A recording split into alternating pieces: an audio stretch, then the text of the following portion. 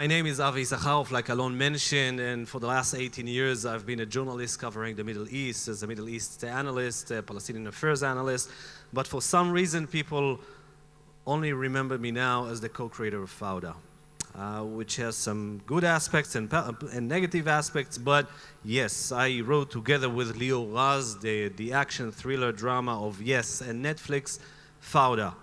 So how many people didn't see Fauda here in the crowd? Wow, okay. It's you. Okay. So you'll have to get... No, I'm kidding, okay. Anyway, today in the next 30 minutes, this is what they gave me, but I'm going to insist and stay even more than that, and if they have a problem with that, I want to see them trying to get me off the stage. We're going to discuss Fauda. And how did we come to the idea of Fauda and what made us write this action thriller drama. But you know what? Instead of me talking and mumbling and jumbling, let's start with a kind of a heat up. Let's start with a clip, a trailer of the second season. If some of you didn't see that, Danny, please.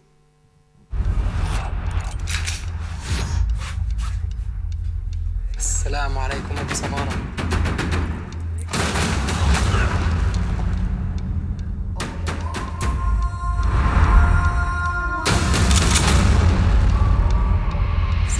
خليك معي.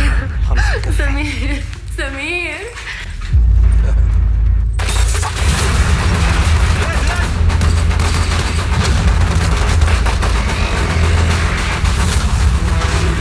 מאיפה אתה? מי שלח אותך? איפה אתה עובד? סוף אותו בכל בזלחה! אין יבוא עליי גבי. תפסיק להיות פרנואיד. תגידי, על היצרן אתה לא הולך את הנושא? תפתח לי.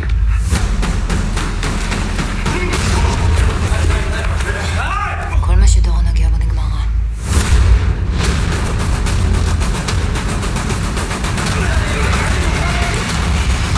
גדול, الانتقام مش رح يساعدنا. أي شغلة مش مهمة. إلي مهم.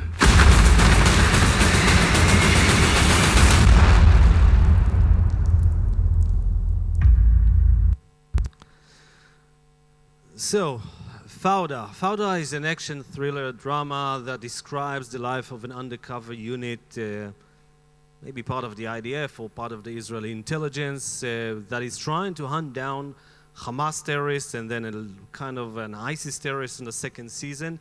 But their main job is to assimilate into the local population, the Palestinian population, and by that being capable of reaching to the real terrorists without some kind of more harm or injuring or killing innocent people. By that, they are capable of reaching really only the bad guys without collateral damage. Now, I must say that, it's based upon some true stories that happened to us in the past, Leo and myself. Some of them are just pure imagination. And just now, when I was waiting here for the end of the first clip, so came a guy that was my commander in my unit, and he's walking over there, so now I'm very afraid to say something stupid because, it's kind of risky with your commander from the old days in the IDF. Anyway, what is Fauda? What does it mean? Anyone? Chaos. Okay, there's someone speaking Arabic here. Good. Chaos. Why did we choose the word chaos, Fauda, for an Israeli show, which is kind of awkward? I mean, when we came with the word Fauda to offer it to the different networks, they didn't understand what does it mean. They didn't understand, like, why did we choose the word in Arabic? They didn't even know how to pronounce it.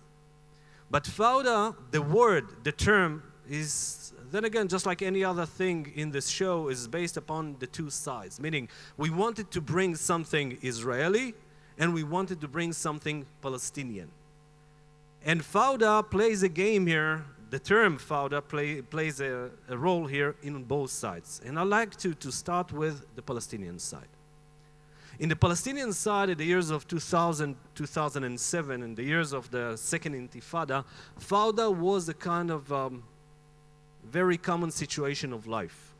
daily life, meaning you had chaos outside your house. If you lived in the West Bank, if you lived in Gaza, wherever you would go, what you would see is armed people with guns that are shooting like crazy, shooting themselves, shooting each other, shooting other people, shooting the Israelis, of course. But there was no law and order. There was no Palestinian Authority in this reality of the West Bank, Gaza Strip, just a decade ago. And every time as a journalist, when I was going and traveling to the West Bank and Gaza Strip, I've been witnessing that, meaning I saw these elements of chaos inside the Palestinian society. Wherever I would go, militants. When I wanted to go to some specific area in the West Bank, for example, Jenin or Nablus or Hebron or Gaza, I didn't call the Palestinian Authority for their approval. I didn't call the Israeli authorities, the IDF or anything like that. But what I did is to call the local sheriff, if I can describe him in that way. The local sheriff would be a militant, a very strong one with a local militia, and he's the one that would be in charge and would make decisions like if this journalist is capable or not capable, allowed or not allowed to go into this specific neighborhood or territory. Now, it brings you into all kind of awkward situations, and sometimes you find more than one commander of militia at the same place, at the same neighborhood. So just a small story in order to make you understand how does Fauda look like. 2003, I'm going to interview a local terrorist, someone who's considered to be a terrorist in Israel, the head of Al-Aqsa Brigades in Nablus area. This is what I've been told. And this guy was living in the old city of Nablus, the Kasbah. Now, the Kasbah of Nablus, Al-Balad Al-Adimya, it has the best knafe ever. I don't know if you had a chance to taste knafe, but I would highly recommend to taste a knafe from Nablus. Not necessarily going there, it's kind of not that safe, and back then it was even less safe, but knafe and Nablus go together. So I'm going and traveling in Nablus to go and interview this guy and to eat knafe, and someone with a gun, of course, is walking with me in the streets of the old city with my cameraman, a Palestinian cameraman, and we walk and walk and walk in order to make sure that no one is following us, and then we get into an apartment in which someone with a kafia on his face is waiting for us over there. And I asked him, what is your name? And he's saying, Abu Mujahid. And what do you do? He said, I am the commander of Al-Aqsa Brigades in Nablus area. I was so happy. I found my guy. And we started the interview, which was for the Israeli television back at that time, Channel 1. And I asked him, what do you think about a ceasefire with Israel? And he said, like, if Israel would do A, B, C, D, we might consider that. I thanked him, we thanked him, we left the room, we walked something like 300 meters. It's still the old city of Nablus, it's a very small place, and we bumped into another group of terrorists, people with guns, that when they saw us, the cameramen and the journalists, they started to welcome us. And how do you welcome journalists if you are a terrorist? Anyone? Shooting in the air like crazy, okay? And they shooting and shooting and shooting. At some point they stopped, and then we start the interview. And one of the guys approached the camera, and he puts a kafia on his face and holding the AK-47 like that. And I'm asking him, what is your name? And he said, Abu Mujahid. And what do you do? He said, I'm the commander of Al-Aqsa Brigades in Nablus area. So then I got confused. And he was saying and talking around, and I said, what do you think about ceasefire with Israel? And he said, never ever. Abadan, we will continue to fight Israel forever and ever. So I went back home, and on Friday night we broadcast it, we aired it on the Israeli television, and 2 days later I got a phone call from someone named Abu Mujahid.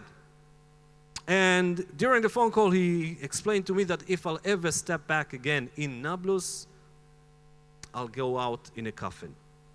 Now, threats is part of your daily job as a Palestinian affairs journalist when you deal with terrorists. It's not such a big deal. But in this case, 2 hours after I got this phone call, someone from the Israeli intelligence called me and said there is some kind of an indication, a specific indication that they want to assassinate you. So please don't go into Nablus again. And they sent me a bomb squad specialist to teach me how to check up my car in my apartment. Every day I had to check up my car, just like that, for 6 months. After 6 months, the threat had been removed. I don't know why. I guess that one of the Abu Mujahids or both of them are not with us anymore, but then I was able to go back to my routine. This is the West Bank. Now one might ask, okay, so what about the Gaza Strip? Maybe the situation over there was a little bit more safer, normal, etc. It wasn't the case. Meaning, in Gaza Strip, it was even more crazy. It was crazier. Why? Because the chaos was organized. Yes, chaos was organized. It wasn't about different militias, it was about different organizations, mainly Fatah and Hamas. The same rivalry that we find today between Fatah and Hamas was there, but only in clashes, in battles, people killing each other, etc. So in 2006, I'm traveling in the Gaza Strip this time, and I'm going with a group of preventative security people.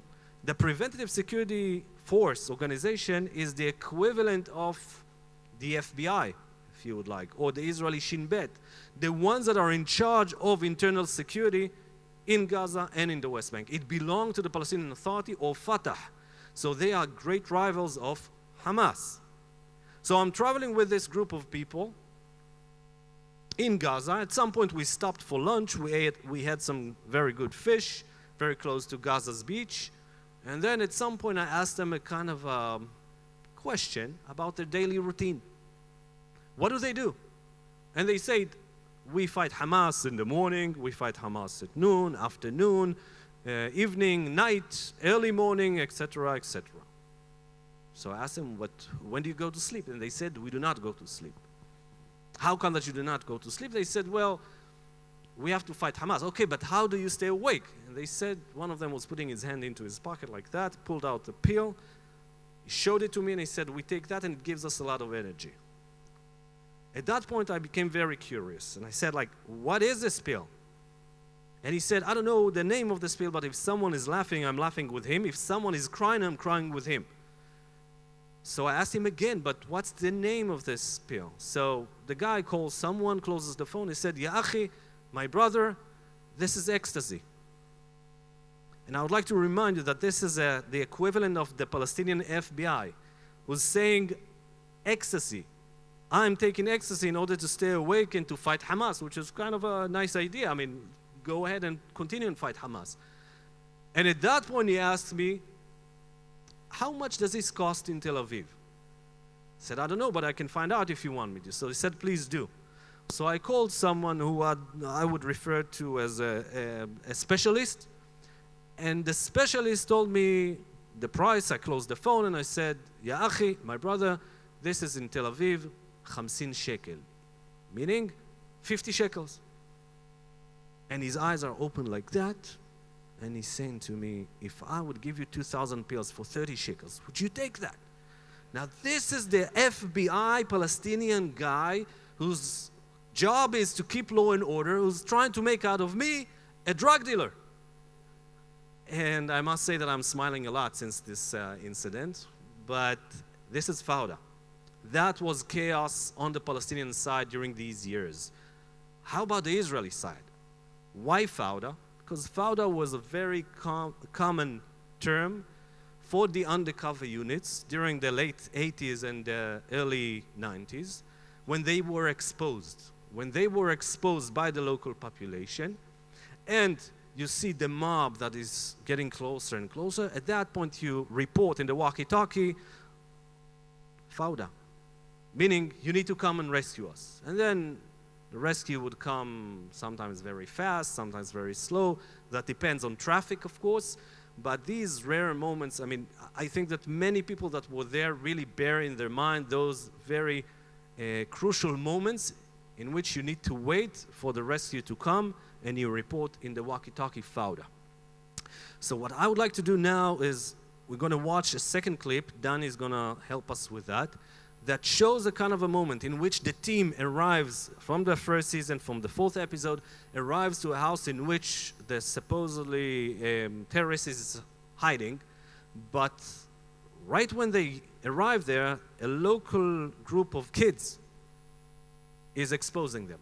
And usually it's the kids. Usually it's the ones that would be sent first in order to make sure who's in the car, who are those foreign people that just got into the refugee camp or to the neighborhood. And this is what we try to do here. Danny, please.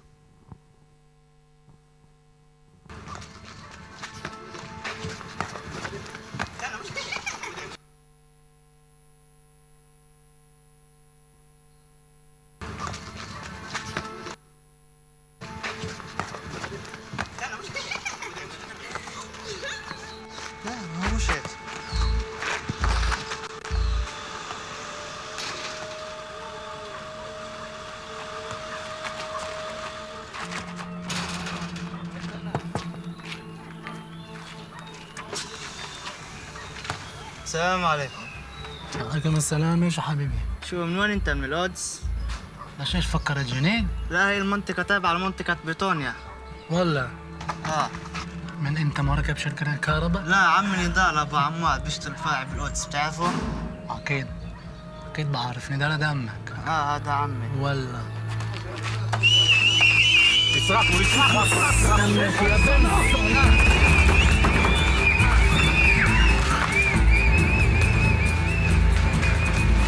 كشفونا يلا.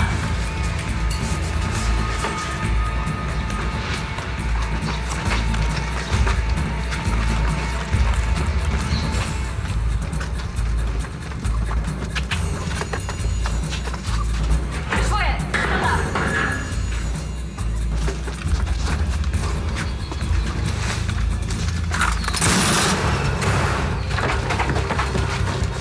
يلا.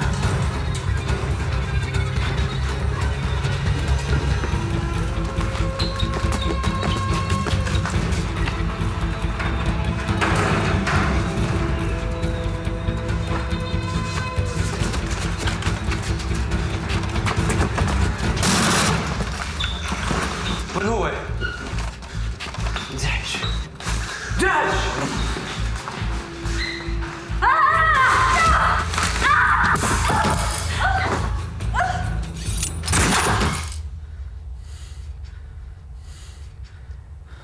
وينه؟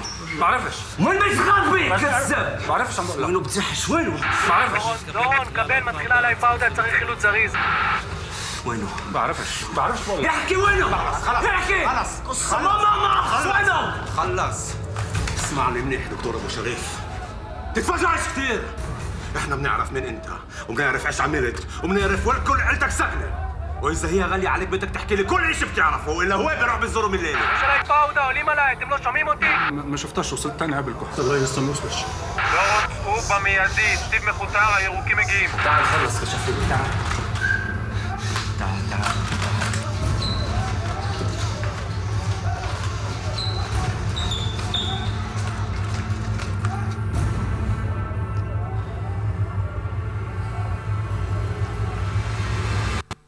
When we started the whole project of Fauda, it was around 2010. One of those evenings, not far from Ramallah, Leo and I are sitting quite boring, not knowing what to do, what should we do, and then we started to discuss the option of TV show. You know, I asked Leo if he has a dream about this phenomenon of the undercover units in Israel, and he said, I wanted to write a film, and I said, I wanted to write a book. I'm a journalist, I wrote 2 books before that, so we decided to meet. But then it wasn't that easy. I mean, today Fauda is a kind of a big successful hit show in Netflix, in Israel, but back then it wasn't the case. I mean, when we started our project, our road, we thought that no one would take it. We thought that it's not going to be successful. We thought that, you know, if someone's going to take it, they're going to say, like, no one would watch it. So then we started to pitch the idea to the different networks in Israel. And they said no, one after the other. I mean, we went to Keshet, to Reshet, to Channel 10. They all said no, or they said yes, but we don't have enough money. And then we went to the 4th network out of 5 or 6 in Israel, which is Yes Television, Yes Satellite Company. And they said yes. I mean, it's not because of their name, but because they love the show, of course. But even with Yes, it wasn't that easy. I remember myself, you know, sitting in the room together with Leo and another guy, trying to pitch the idea of Fauda to Yes's people. And there was a guy over there that his name is Yona, and 3 women in the room, and we're trying to convince them to take the show. And we're saying to them, listen, this is a show about the Israeli-Palestinian conflict. Half of it is in Arabic. And we could already see the way that they're going to say no at the end of the pitch. Because no one in Israel would like to see a show that deals with the Palestinian-Israeli conflict, which is considered to be like the most unsexiest issue on earth for Israelis. The most boring thing on earth. And half of it is in Arabic. Like, are you crazy or what? And then we talked about the show and continued, and then we saw that Yonah, the guy, the man, is totally enthusiastic about the idea, but the three women were doing all kinds of faces that we didn't quite understand. I mean, it's like, and you don't get it. You don't understand what's going on. I mean, if you're married, you know what I'm talking about. I mean, it's like, are you mad at me? No, I'm not mad at all. Something like that. And we don't understand. You don't understand what's going on. But at the end, they told us, listen, this is a show that only men would watch. And of course, after Fauda was aired in Yes Television, they did a kind of a poll, trying to understand who watched it and who didn't. And they found out that more women watched the show comparing to men. And we've been trying to ask ourselves the question of how come that more women watch the show comparing to men, and what were the reasons for that. And I think that at the end of the day, you can talk about good dialogues and maybe sentimental scenes, etc., but we did a kind of a very old trick. We put on the screen a group of very hot Israeli men, and it worked.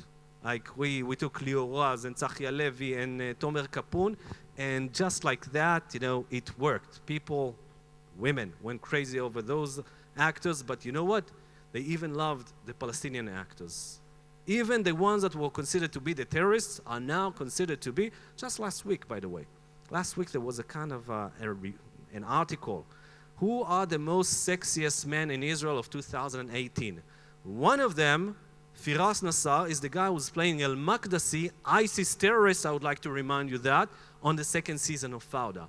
So we took a guy that's supposed to be a crazy terrorist that looks at Hamas and say they are not radical enough, and he became a sex symbol in Israel. Now, other than that, of course, you ask yourself the question of, okay, what's the secret? What made this show to succeed? And I think that what we try to bring is something very personal. I think that we try to bring something very honest and very real. We didn't try to make a kind of a Hollywood-style show, but the opposite. To go to the toughest and roughest places, to the toughest and roughest scenes, to the places that look so real that it made many people in Israel and on the Palestinian side to ask themselves the question, is this for real? And I think that that was part of the key for the success of Fauda. We've brought our own experiences, we've brought our own stories, either from the West Bank and Gaza Strip as a journalist, or the military experiences that we had. Like one of the characters in Fauda, the leader, the spiritual leader of Hamas, Sheikh Awadallah, is based upon a true character, a true leader of Hamas. His name is Sheikh Hassan Youssef. He's considered to be Hamas's number one in the West Bank, now is in and out from jail. And I got to know him as a journalist, and I interviewed him so many times, and I got to know the story of his son, Musab, that some of you probably heard about him, the Green Prince, son of Hamas, the man that was an Israeli agent for 10 years. The son of the leader of Hamas was an Israeli agent of the Israeli intelligence, the Shin Bet, supplying the Israeli side with so many intelligence and details about his own father, about Hamas's leaders, etc., etc. And we took from him more or less the character that I saw, a sheikh, a leader, that his character was so confusing for me in real life. I mean, you go and meet a man that just an hour before that was in the middle of Ramallah calling for the death of Israel, calling to go and make suicide attacks. And after an hour, he sits down with you in the office and is very warm and nice and give you coffee and talk to you about everything. And you know what? At some point even, when I had one of my relatives in hospital, he used to call me every day and say, I'm praying for him. Which is an absurd. Like, this man is saying, let's kill Israelis, but at the same time he's saying, we're praying for the life. And part of the things that we try to bring to the screen is not only the military experiences that we had, but also even the training, because sometimes even the training leaves with you some kind of scars, some kinds of experience that you will never forget. And I want to show you another clip, please. Danny Sigi, just something that it's very important for us to say it. The price that these people are paying.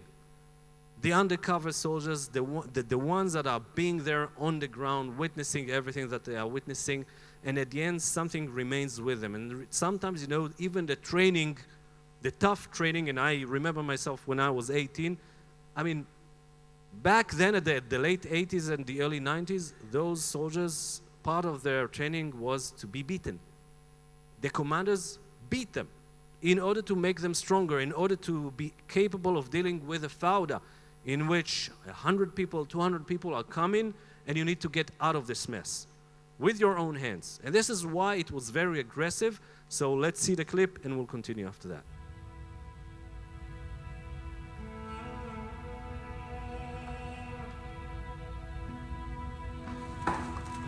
أعطيني إيدك.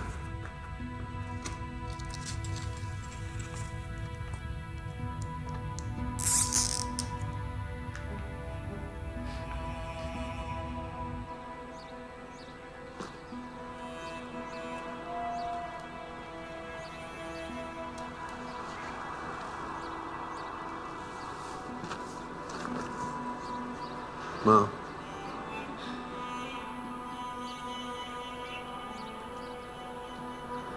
ولاد איך אתם עושים את זה?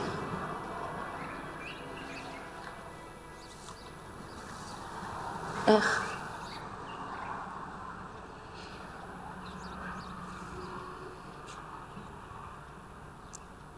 ראית פעם כלב תקיפה מקבל פקודה לתקוף?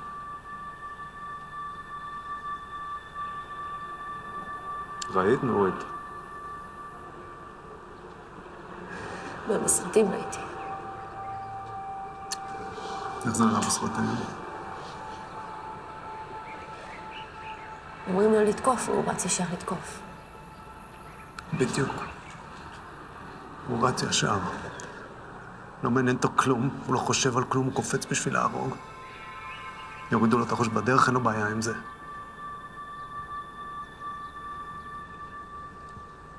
אז אנחנו נוריד.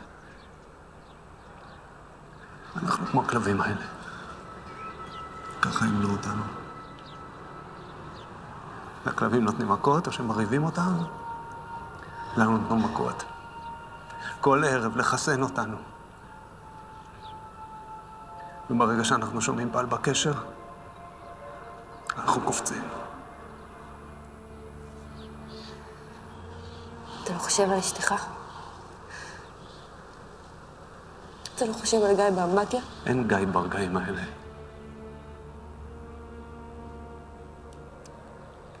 אין כלום. ככה ימנו אותנו. לא לחשוב. את יודעת למה? כי אם אני אחשוב עליו לרגע, לשנייה, לחצי שנייה, מהפחד אני אהפוך לאבן. אני לא אוכל לזוז.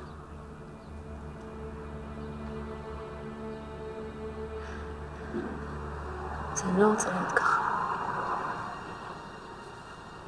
זה כמו למות.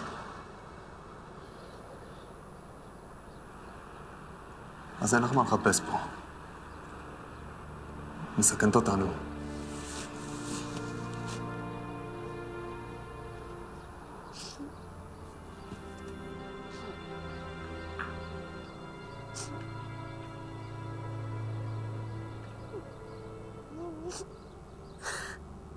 I think that part of the secret was to bring as many stories as possible from real life.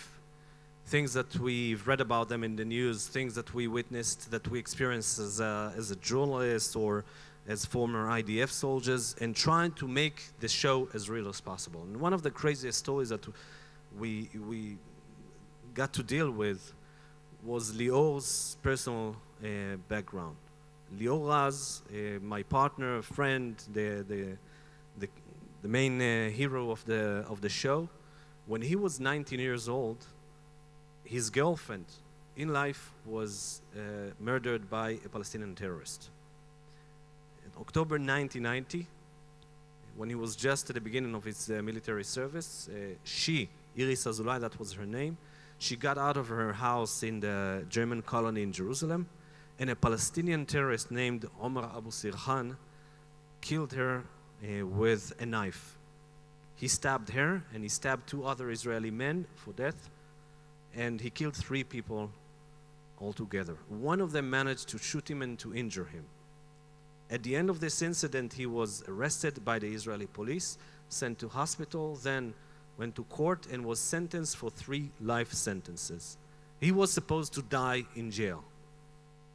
But in 2011, Israel made an agreement, kind of a deal with Hamas, which is called the Shalit's deal. And Israel released 1,027 prisoners, Hamas's terrorists, in the exchange of 1 Israeli soldier, Gilad Shalit, of course.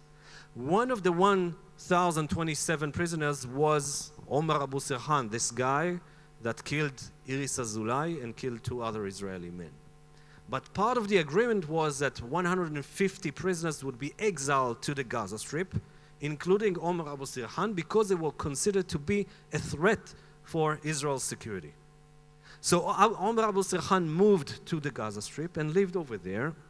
And then we broadcast Fauda. And in Fauda, we have a girlfriend of one of the Israeli undercover soldiers that is getting killed in a suicide attack. And then, after a while, we started to make interviews. I got a phone call from my friend, Musab, son of Hamas, son of the leader of Hamas, Sheikh Hassan Youssef, who's now, because I published his story back in 2009, we became very good friends.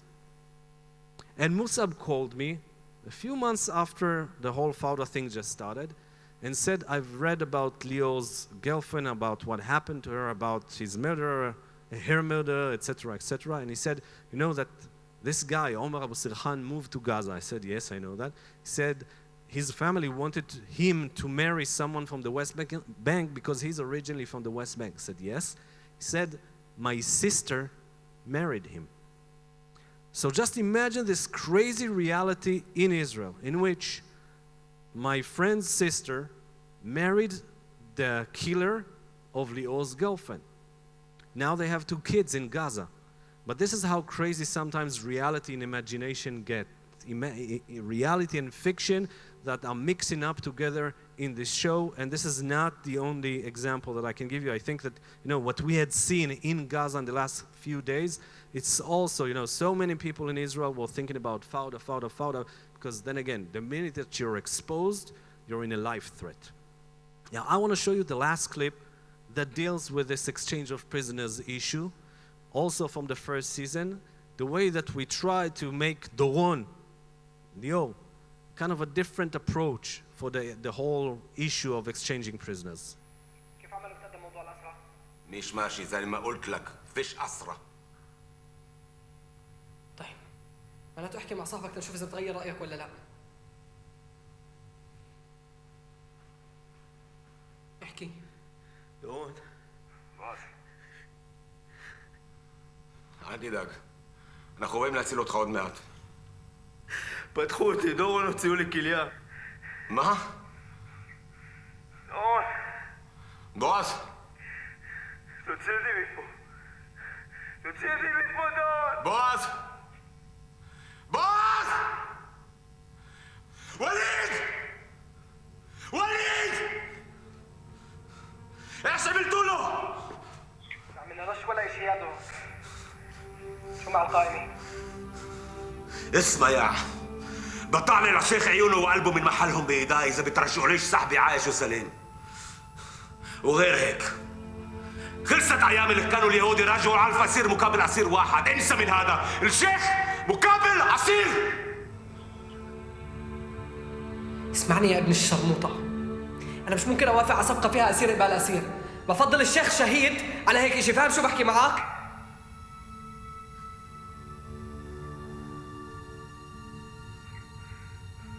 أنا بعطيه قائمة ب50 أسير، وبدي كده انه ابيتال يكون موجود بشكل شخصي. عشان الموضوع يكون جدي، فاهم شو بحكي معك؟ هو راح يجي، بس اسمعني منيح يا وليد العبد يا كلب. إذا بصير إشي لصاحبي أنا بنفسي رح أجي وأقتلك وأذبح عيلتك وحمولتك وأشرب دمكم.